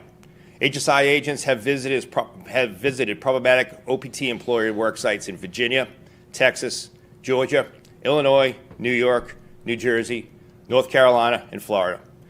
Many of these employers include NGOs engaged in suspicious activity. We've discovered empty buildings and locked doors at addresses where hundreds of foreign students are allegedly employed. In many cases, multiple OPT employers claim to operate from the same address, but none actually lease the facility. We found small residential addresses listed as work sites for hundreds of foreign students, yet no employees were present. When someone does answer the door, their statements are inconsistent, or they claim no knowledge of the business. So, as I'm sitting here watching this, you know, the first thought that comes into my mind is that if the Democrats take back power, every one of the men up on that stage is going to be charged with something. Yeah, they're I gone. mean, seriously, and they're going to be charged with something unless you get rid of the communists in the DOJ and everywhere else, and in the intel oligarchy, and you start making not just these people, these people in the midst of visa fraud or H-1B fraud, all that stuff's got to be taken care of. But the people at the top that did this in the first place have to go to jail, or people like this, they're going to jail. Yeah. This is where we're at now. Can you play just 10 more seconds of him? We're also seeing financial red flags. Many alleged employers display clear fraud indicators, including tax liens, civil lawsuits, collections, and breaches of contract. Okay. And we are seeing two things. Number one, can you imagine if you were driving and that guy was reading the audio book that you were listening to? It would be challenging. It would be challenging to stay awake. Okay. But, yes, it would. But on the positive side, this guy is spitting facts. He is spitting all of this stuff that is based off of his investigation and his department's investigation. Would you rather have Pam Bondi up there giving that speech? We will not. This would never happen. This would never happen. B-word, you hadn't had a single solitary arrest. You can shut up with all your bravado. But I'll also add, glad you're gone. To your comparison, I wouldn't want her reading my books on tape either. So. No, I wouldn't want it. She's emphasizing random words here, you know. But anyway, welcome to my true crime podcast. So they found him dead in the snow. Was he hit by a car? Well, we'll never know. I wouldn't have prosecuted him. That's what she'd be thinking, not saying. Here's the thing, but about this guy though, you know, Paul, you're spot on with this because his entire team is gone. They are just completely destroyed. Their livelihood, all of these things will be completely destroyed for doing their job. Yep. For doing their job because they Nick Shirley'd. Let's use that as a term. You've been Nick Shirley'd here because the grift was found out, and the grift is you'll never siphon out all the fraud, but my God, man, like when you look at what Doge was on the cusp of doing here. It just breaks my heart that Trump and Elon couldn't get along for longer than what they did. But we have an update on that. Oh, we do. Okay, great. Let me throw out this story right here. Now, again, this is just a little bit of movement on that. The divorce may be off, or maybe there's going to be some sort of reconciliation. I think there's clearly some reconciliation. Fox News there was already they already sort of reconciled. Elon Musk will be joining President Trump on his trip to Beijing this week, signaling a notable shift after the pair's well-documented falling out in 2025. The Tesla CEO will be traveling alongside other corporate heavyweights like Apple's Tim Cook and BlackRock's Larry Fink as part of the U.S. delegation, as more than a dozen business leaders from Wall Street and Silicon Valley join the trip. So it's not just Elon, but he is going on the trip. And it is my contention, and I've said this on the show, the first 5 months of the Trump administration were rolling. Mm-hmm. And when they kicked Musk out, when Musk actually wanted to not just expose the fraud, but then act on it and make sure it never happens again, They kicked him out of Washington, D.C. Yeah, he said the big beautiful bill was an abomination. He did. Yeah. Say that 10 times fast. He did say that. And that was the beginning of everything that started to kind of, the division that started. Because you can say what you want about Elon Musk. Maybe, you've got a billionaire, and a billionaire, you've got type A personalities. It's just naturally that they're not going to get along. There's going to be friction. But the things that Elon Musk was exposing, it made for great TV. You had the whole big balls thing, but it needed to be, we needed permanent fixes to this. You needed to literally not just expose the magic money machines, but take them away, gut it, and prosecute the people that were doing this. That's the other thing. Yeah. Right? Yeah. I think if you would have actually gone after what Doge exposed, people talk about, well, if you go after the Epstein clients, Washington, D.C. will fall. I think that's true. But I also think if you went after the people that were involved in all of the Doge fraud, D.C. would fall as well. I think it would lead back to politicians on both sides of the aisle en masse. And that's why he got ran out. He got ran out of Washington, D.C. because of it. In my opinion, I could be wrong, but he was trying to steal Grandma's Social Security check, which we all know that was the case. That's right. I remember that. Yeah, because these stupid ass liberals were saying that stuff. Like you think about that, you're like, okay, wait a minute. This guy's the richest man in the world. There's no one richer in the world. The guy that makes, I don't know, $1 million a minute. Yeah. Everybody's like, that dog's not gonna hunt. Yeah, but he's taking Grandma's Social Security because that's why he's in there. He's just trying to get even more money. Maxine Waters was the one. She was the one pushing that one. Good. He doesn't need our access to this. And Vice President Musk. Remember like they were saying all that crap. They showed up at that place where. Well, they weren't wrong with him. Well, that was a strategy there too, when calling him the president or the vice president, trying to get Trump to, President Musk. Saul has slain his thousands and David his 10,000s. The media was trying to use. Yeah. That's how much of a threat Musk was, and I know there are people that disagree with me on that. But it's really not a question of. And then the left was obviously like, well, he's a billionaire, and then they pulled out this word oligarchy. But honestly, it's not a question of whether or not you have oligarchies calling the shots. It's which ones are going to be calling the shots. And don't ever try to tell me you cannot give me an example of Donald Trump slaying someone just because they were a bigger fish. He's not going to just chop you. He respected Elon Musk because of what Elon Musk had done. He's not sitting there trying to throw stones at him. Who does Donald Trump throw stones at? People who are disloyal. That's right. And with very few exceptions, does Donald Trump, when you are disloyal to him, he is going to go at you extremely hard. He didn't go after Elon Musk extremely hard. Yeah, I mean, there was the back and forth. There was the government. I think some things about government. He just said he's lost his way. He's lost his way about it or whatever. Versus he's terrible, he's awful, he's trash. And all this stuff. Right? He didn't go into all that stuff. He threw a few jabs in there, but it just wasn't as bad. And what I want to try to say is that's because I think it hurt Donald Trump what Elon Musk did. But to Elon Musk's credit, I think it hurt him of what Donald Trump was signing up for with the big, beautiful bill. Yeah. And ultimately, both of them had the best interest of the country at heart. Donald Trump was looking at it through a politician's eyes and saying, I still have to govern. I have to do certain things. We can trim some stuff here, but I can't just get rid of all of this fraud in one fell swoop. I can't do it. And if not, because the people who are initiating that fraud are the ones that I have to go to and ask for their vote. That's exactly right. Right? You're exactly right.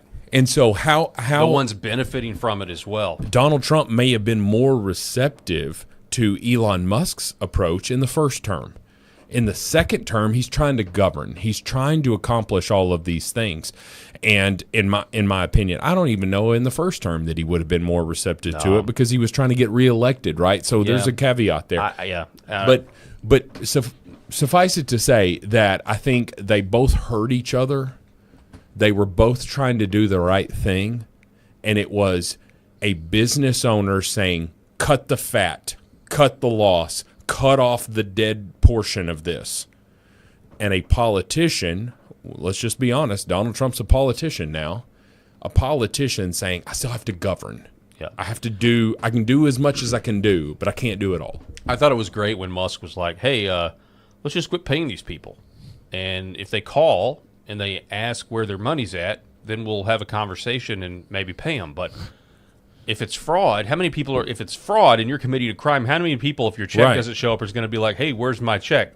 I thought that was genius. Let's just quit paying our debts. Let's just quit paying them. See who calls about it. Yeah.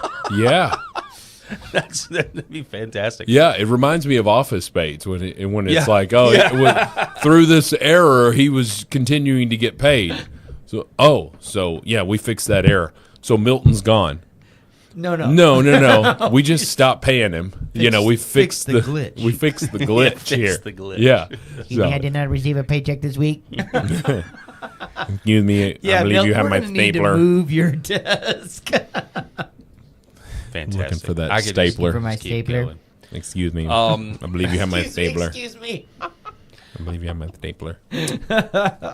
All right. You sent me this, Eric. This is related to the fraud. The safe. Well, so this is Michael Knowles' show, and he interviewed a guy about... The reason we're playing this is because you said in your line of work you're hearing that some of this stuff is actually happening, right? Yeah. Part of what everyone needs to understand about the Medicare fraud is, in addition to basically stealing Medicare numbers from senior citizens and then using that for fake hospice care, they've also used states that have waivers, and this will explain this a little bit better.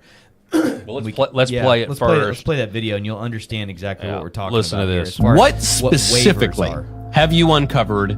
Who is perpetrating it, and what is the scale? What I want to focus on with this story is Medicaid waivers, and that was really at the root of why we keep seeing Minnesota in the news. Is they got these special waivers to do stuff that Medicaid was never intended to do.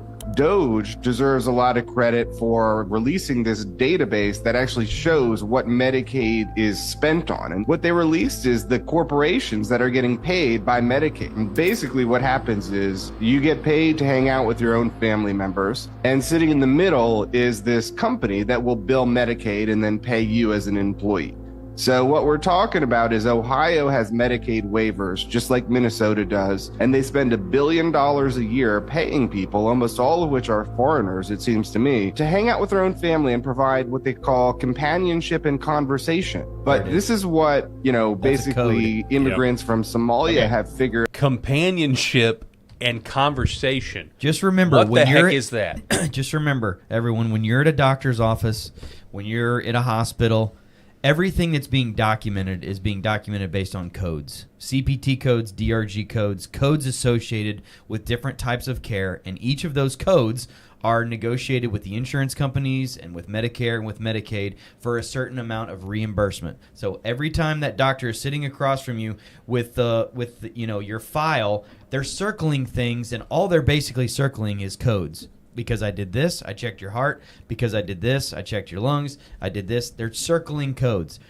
Companionship, in this instance, is literally a code that these fraudsters are using to bill Medicare and Medicaid for companionship and care for these senior citizens that they're taking care of. When really all it boils down to is just sitting in a room with their own dadgum family members.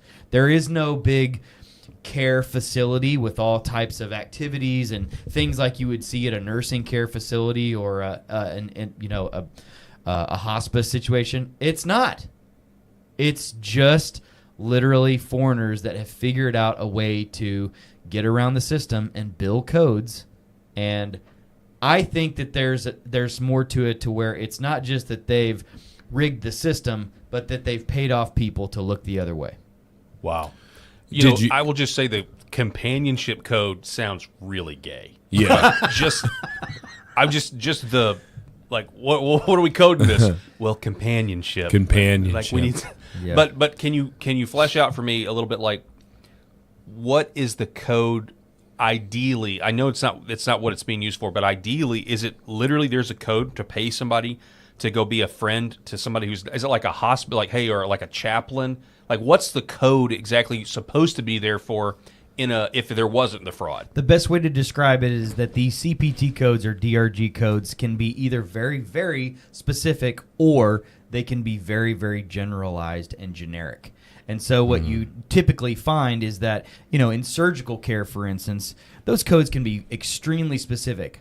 I used these instruments to do this, and I took out this. That's one code. But on a bigger scale, on a more generic scale, you have these companionship codes or other types of generalized care related codes. So that's what it all boils down to. And they're finding these loopholes, and they're just completely frauding the system. Good grief. It's all about the billable hours, Yeah, right? Like that's it's right. all, and I'm. Let me just say this: Did anybody just notice the shift of Eric Haynes when he went into? Yes, I did. Like dude. Just like spitting. He's facts. like, boom, here it is, boom, boom. It'd be like me talking about real estate or something, right? It'd be like, boom, here it is, boom, boom. Good job, Eric. But I've always wondered, like, how can that fraud be so easy to do? And it's because of these generalized codes, right? You've got these. I hit this point. I boom, boom, boom, and it's one visit, and it's the same crap that we saw with Planned Parenthood, right?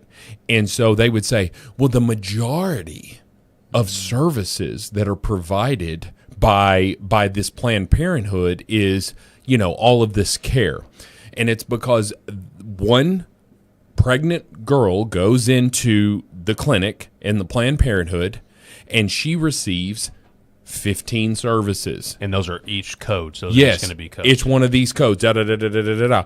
And the 15th is we killed a baby. Okay? We sucked it out, right? And this is one of those things. But, you got this, you got this, you got this, you got this. And so you just say, well, it's such a minority. But all of it, her purpose for walking in that day is murder. Was to end this pregnancy in her body, right? And so fraudsters think, okay, cool.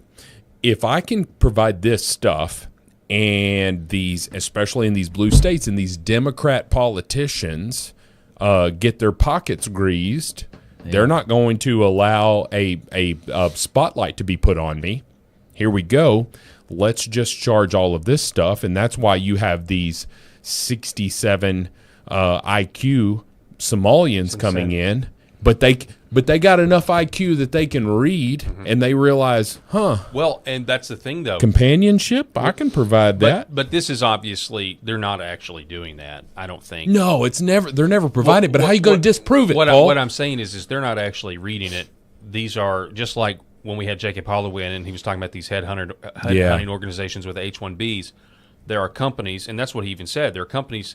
So basically, you just go and recruit, and who knows if the person that's providing the companionship is even getting all of that money. They're not. It's getting siphoned, it's getting sucked out, or it's getting just doled out to that person. This is now part of a giant RICO scam where you go and recruit immigrants, and they literally do think this is the greatest country in the world because they're able to come here and get all the money they need to do nothing. It's the land of milk and honey. And this is what I've talked about. This is generational wealth to pay people to stay at home, have babies, and hang out with their families all day. We were just talking about the birthing crisis. Yeah. One of the reasons why, native-born Americans are having a birthing crisis is because, newsflash, the less that you're at home, the less time you're going to have opportunity to make a baby. Well, and if you're paying people to stay at home with their wives, guess what? There's going to be more babies of these third worlders. School districts had to expand in 2024, 2025 there. or I'm sorry. So there were COVID babies, right? That we all saw that, right? And so that would have been so COVID was 2020, so it would have been 2024, it would have been 2025, and all these they had a boom, and all the kindergartners, like, we don't have enough kindergarten space for all these kindergartners. And we here locally, I remember this when I was a school teacher, we had an ice storm in 2009. Yeah. You guys remember that? Yeah, I do, yeah. Okay. No power. Right. And so we went back to the dark ages, folks, in 2009, where there were some places that were without power for almost 2 months. I mean, it was bad. Okay. Do you know what happened about 4.5 years later? There was a surge of kindergartners in these schools, right? Because what are you doing if you're sitting around in an ice storm? You can't drive down the street. You don't have any power. You're sitting around and it's just candlelight. Old school entertainment. There you go. You're going to entertain. You're like, well, hoping we got some wine bottles over here, but not needed because I don't have anything else to do. And so that's what's happening. Yeah. We saw all of that took place, but the fraud is too damn easy. That makes me so mad. It's too damn easy because think about this, Paul, Eric, you got a dude that's worked all of his life, a bricklayer, right? And he's a bricker, and he's bricking this house, and he's just worked all of his life. He's paid his taxes. He's got Social Security and all this stuff. He's doing all of the stuff that he's supposed to do. One day, he falls off. He falls off the ladder, breaks his back, can't work again, can barely walk again. He has to wait 2 years before he can, and 2 years is probably a minimum, before he could possibly get approved for disability. And I'm like, this guy paid in all of his life.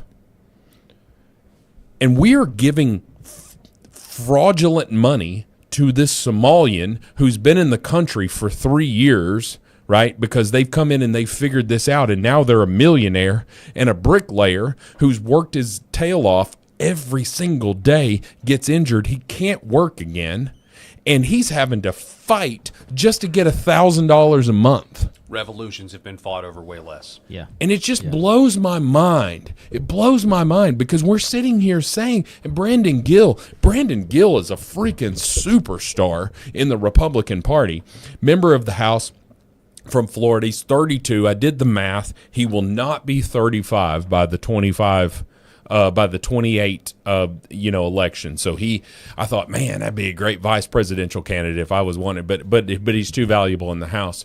But he's sitting there saying, like, what value does this Somalian community or this Ugandan community, like, if they're coming in and 81% of you are on welfare, what value are you providing to the United States taxpayer? All three gentlemen sitting at this table pay taxes. My shirt tells you how I feel about that. And we have all of these people that are coming into the country and are taking. And then we have people who are in this country, and I've said this on the program, and this is where I'm closer to the center. We have people who are coming into this country. They're here illegally, but they are contributing to the country, and they are being lumped in with these Somalians. They're being lumped in with all of these people. Like I would have a conversation about those individuals if we will first get rid of all the fraudsters. If we will first get rid of all the leeches, okay? A roofer that came from Honduras who is working every day, not on food stamps, not on government housing, dude's working his tail off every day. I'm willing to have a conversation about that guy having some sort of path, but don't have a conversation with me at all about people who are coming in leeching off of the American taxpayer. You know, the thing is, they set up these waivers, too, as a way of saying, wouldn't it be nice if we could just provide care, in-home related care with these folks' families, instead of them feeling like they have to send them to a nursing home to die, and we'll reimburse them for a lot of the care that they're giving in-home. So think about that. Like, that idea in and of itself sounds right. And so Minnesota and Ohio said, yeah, we would rather at least give a little bit of an incentive and some money to families to take care of their elderly, chronic conditioned relatives in their homes. Well, then there we go. Then somebody says, well, hey, Somali community or whoever, because like I said, most of this fraud is being done by immigrant communities, with the very least. Hey, here's a way to make a bunch of free money off of the saps in the U.S. economy who are paying taxes. This wouldn't fly in our country, but you can get away with it here, and that's exactly what happened. Yeah, I mean, so the United Nations, they tried to have this migration, meeting or whatever, and our government said we're not going to do it because we think, they even used the word replacement. Replacement migration, it hurts the West, hurts our country. I guess, I just connected those dots live on the air about the making babies thing. And I'm just infuriated by it because that is the point. Yeah. The point isn't just to pay them. The point is to allow them the best chances to replace Native Americans. Yeah.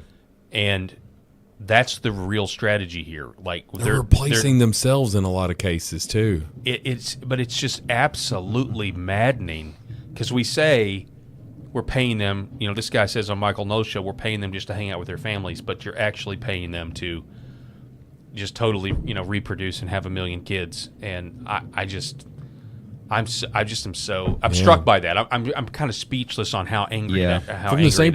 From the same perspective, these white liberals that are saying that, diversity is our strength, and it's like, no, it's not. It's really not. It is. What makes us strong is, as Arkansans, is that we're all Arkansans, right? Or that we're Arkansas Razorback fans, or whatever it makes us, it is that we're all the same. What we have in common is our greatest strength. Versus people who are going to come here and just not assimilate to our country. And you're just like, well, then why are we allowing you here? Why are you allowed to come to this country? If you're not going to try to be an American, why do you want to come here? To mooch off the services? To, build a better life for yourself because you were living in a damn tent, wherever you just came from? Okay, I can get behind that. But as long as you are here, are you waving the country that you just left? They absolutely are. Why are you waving that flag? Why are you waving that flag? Mm-hmm. You just came here for a better life. You got out of a tent. You actually have food in your belly, and you're waving a Mexican flag. What the hell is wrong with you? Wave an American flag. Thank you. Yeah, thank you, America. It's a sanctioned invasion, but we can't. If it was some sort of movement by Mexico or some sort of confederation of Central and South American countries to pass a resolution to say we're going to go invade, and they actually had their flags, we would amass an army and we would defeat them, right? So they get around that by just coming here as refugees. But it is the exact same practical thing of an invading army. They just and we've allowed it to happen, and more importantly, our feckless politicians have allowed it to happen. Yes, they have. I want to give a little bit of an update on Tulsi Gabbard, who is a bright spot in the Trump administration. New York Post writing yesterday, headline: Director of National Intelligence Tulsi Gabbard probes U.S. funding to more than 120 biolabs abroad. Did you guys ever follow the biolab story at the beginning of the Russia-Ukraine invasion by any chance? No, the only thing I ever thought about with the biolabs was the Fauci. So there was that. Okay. Well, so there's a guy named Clandestine over on X who was cutting edge over this. And he posited a theory when Putin invaded that one of the reasons Putin invaded, aside from, the natural one that NATO provoked him by not, honoring previous agreements, is that there were U.S.-funded biolabs in Ukraine similar to the ones that were in Wuhan. There was even a conspiracy floated that they wanted to do another pandemic, but they wanted to blame it on Russia this time. First time, blame it on China. This next time, blame it on Russia. And with the bioweapons labs in Ukraine, Vladimir Putin was kind of the idea was Vladimir Putin knew this was a possibility and was trying to stop it. Now, of course, that had to be shut down immediately because that would somehow make Vladimir Putin's intentions not as black and white, not as evil. It would be more gray. So it was immediately shut down and claimed as a conspiracy theory. As a matter of fact, this was clandestine. He got banned. So what he did was all he did was publish a map saying these are U.S.-funded biolabs in Ukraine. This is where Russia is. I think this is what's going on. Clandestine celebrating Tulsi Gabbard investigating this, saying, after I got banned in 2022 for biolabs in Ukraine story, I reached out to my congressmen, media outlets, prominent politicians, etc., looking for help. Only one person responded to me. That person, Tulsi Gabbard, who coincidentally is now the head of all U.S. intelligence and the most vocal individual about the U.S.-funded biolabs in Ukraine. Tulsi helped me get in contact with a specific lawyer that you would all recognize and also now works for the Trump administration. I told the legal team my story, looking for options to sue the media companies who defamed me for writing about accurate information. Ultimately, I was informed that no one would be willing to take my case pro bono due to the volatility of the situation and the controversy surrounding the story, despite the fact that the media were just blatantly lying about incontrovertible facts. Now, 4+ years later, as the Director of National Intelligence, Tulsi is formally investigating the U.S.-funded biolabs in Ukraine. You know, the biolabs in Ukraine that the media said didn't exist. This was gain-of-function testing ones? Oh, it was all, it was gain of function, but it was, I mean, that's what New York Post says. Listen to New York Post. They say, Director of National Intelligence, Tulsi Gabbard, is investigating more than 120 biological laboratories abroad that were funded by U.S. taxpayers for decades as part of an effort to end potentially risky experiments with viruses pursuant to President Trump's executive order on so-called gain-of-function research. So-called. Even the New York Post can't help themselves. So-called gain-of-function research. It's like the media is happy to admit, the U.S. may not be smell like roses on all these other issues, but why on this issue is the media like, no, we can't admit that the U.S. You know why you can't admit it? Because it would directly hurt Big Pharma and the military-industrial complex or DARPA or whoever is responsible for all of this. And you'd also have to kind of admit to yourself, like, we're the one. I mean, if you look at how the rest of the world, if it is true that, yes, it came from China, but we're the ones that funded it, or we started the gain-of-function research here illegally and then exported it, what does that make the United States when it comes to COVID? What does that make the United States to the rest of the world? Guilty. It makes us the bad guys. It makes us historic bad guys. We are now up there with, we're now up there with Nazi Germany or Mao or Stalin. That's what that means. Right. And so I'm perfectly comfortable saying it because the truth is the truth. Like, we're responsible for COVID. Our own government is responsible for what happened.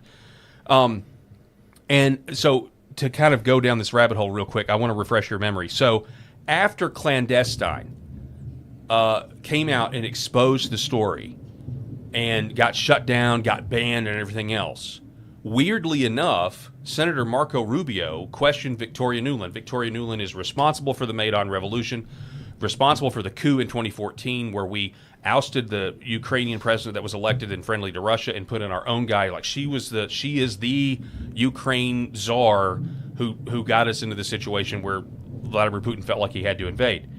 So Marco Rubio here, in my opinion, was trying to debunk this idea of bioweapons labs in Ukraine, and for whatever reason, Victoria Nuland answered honestly. And by the way, they still banned this guy, even though this came out in committee. Clandestine was still banned for posting this. Well, I only have a minute left. Let me ask you. I know. Does Ukraine have chemical or biological weapons? Ukraine has biological research facilities, which, in fact, we are now quite concerned Russian forces may be seeking to gain control of. So we are working with the Ukrainians on how they can prevent any of those research materials from falling into the hands of Russian forces should they approach.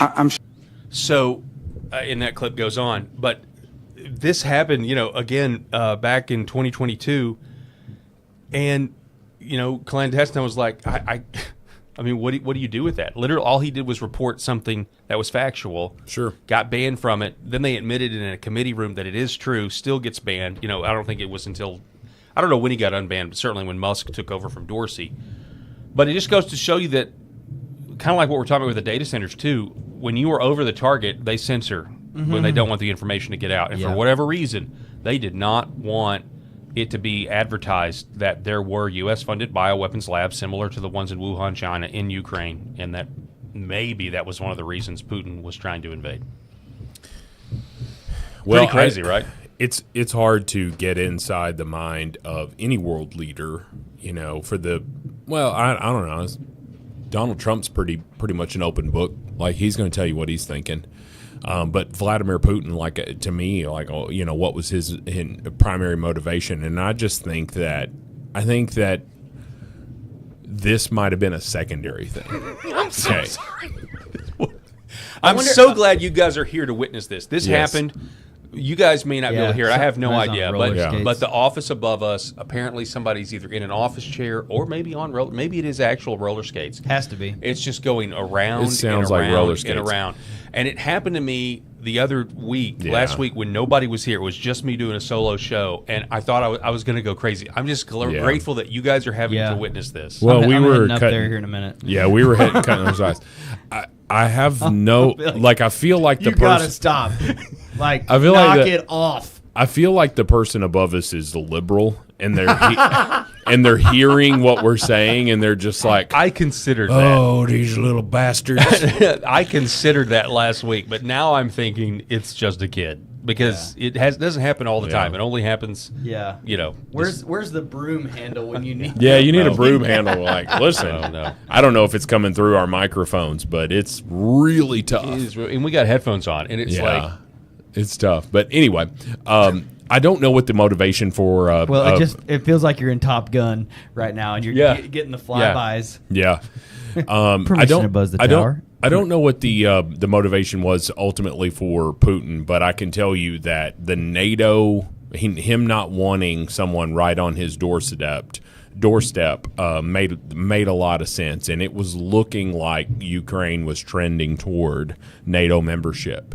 And we told them we would go no further in the 90s, right? The early 90s. I don't hear about Ukraine all that much in detail anymore. It's Tucker just interviewed the former press secretary for Volodymyr Zelensky. Are there still thousands of soldiers dying every week in battles and there's bombs? still people dead. There's still people dying. But for a while there, Trump was coming out every day, saying there is 5,000 people dying every week. Beautiful people, remember? Yeah, beautiful. Well, no, he's right. Beautiful young people, which is true, but it's just are there? Well, like I said, the former press secretary of Volodymyr Zelensky was just interviewed by Tucker, and I watched some of it, and it was shocking. I mean, basically, she said, obviously, I'm doing this interview. I can never go back home to Ukraine ever again because they're probably going to kill her. Yeah. But she basically said that Volodymyr Zelensky is a psychopath, and she says, and I'm not saying this to be for Russia. I think what Russia did is wrong, but Volodymyr Zelensky is a dictator, psychopath, has stolen all this money, and the population of Ukraine is missing 24 million people. Or something. It was a crazy number. I may be misremembering, but I mean, this has been going on for years now. Now a lot of those people have died, but a lot of those people just left the country. Yeah. But so they're in Poland now. Yeah, and they're in. Yeah. So you're telling me they could not have elections? They can't have elections because they're at war. Yeah, I mean, Zelensky's in power forever now, right? Yep. Young dude, and nobody's going to oust him. At a certain point, unless Putin kills him. I mean, the whole thing. I mean, there still needs to be peace there, but there again, as we said, we talked about this forever. There's no way, after Russia has lost as many people as they have and secured the eastern sections of the Donbass, eastern Ukraine, the war's not going to ever end with them getting that, Ukraine's not getting that land back. That land is going to be a part of Russia. Just it is what it is. Yeah, there's no other way. You got to cut your losses here. Yeah, but he doesn't want the war to end, because if the war ends, his career is over. He's no longer useful at all. So he doesn't really even care about Eastern Ukraine. He only cares about himself. And the money faucet turns off. Yep. If the war ends, the money faucet turns off. And it's the same reason that we saw today Lindsey Graham going after, Pete Hegseth over Pakistan, right? Yeah. Well, no, over Iran, and saying like you this is a failure. You've allowed Iran to do this and that. I mean, if you have not seen that, like I was watching it was pissing me off. But Lindsey Graham going after Pete Hegseth, saying that he's a failure. That literally happened. And so I'm like, what are we doing here? Like, at what point does Trump say, you know what, I'm backing Pete Hegseth, and I'm going. Lindsey is just doing that, and Lindsey's very worried about Mark Lynch in this primary coming up on June the 9th. Well, he wants war. Well, and he does want war, but he also wants the war to be successful. And if it's looking not successful, it hurts him back home in South Carolina. And unfortunately, and I made this comparison, but the Strait of Hormuz is ironically being used the way Leonidas used the hot gates at Thermopylae. Mm-hmm. And it's ironic because it's the Persians, it's the descendants of the Persians that are now adopting a Western strategy with the Strait of Hormuz. It was not as easy as what was sold to us, and we'll see what happens when President Trump goes to China. Maybe they'll be able to ask China to put pressure on Iran and figure out a way out of this. But sure. But to that point, I haven't seen that, but if he's attacking Hegseth, it's hard. It's because the war and the high gas prices. Yeah. I mean, look, say what you want to, the high gas prices can hurt Republicans in the midterms, but they'll for sure hurt Lindsey Graham in South Carolina on June 9th. Oh yeah, 100% they will. Oh yeah. And so Lindsey knows this, and so he's having a little hissy fit. And hoping to get his little aerial, wand to get a fairy godmother. There ain't no fairy godmother coming for you, Lindsey. To me, let me ask you this. Let me say this. Hannity clip. Let me say this, Paul. If you didn't hate Lindsey Graham, and if you like Pete Hegseth, and you didn't hate Lindsey Graham prior to him grilling him, you will. Oh, okay. Wow. You need to look at it. Well, we're out of time, or otherwise I would. Yeah. Graham watch tomorrow. Graham watch tomorrow. Lady G. What are y'all schedules like? What are they looking like? Do we know yet? I'll be here. All right, you're planning on it? I can be here. All right, we're planning on it. Okay, we'll do a Graham watch of... Young Lady G. Yeah. You know what? Lindsey Graham is a grifter. He is a warmonger, and he can shove off at this point. Like, just go get pounded by whatever dude and just leave. Well, it's gonna be a lot closer than I. Sorry, think that was the end of the show was. filter. That's all the time that we have. Want to give a shout out to our sponsors: Red Vive Health, New Horizon Real Estate, Gateway Sight and Sound, Pet Club 24/7, Sherrod Chiropractic. We're going to see you guys tomorrow. God bless. Be safe.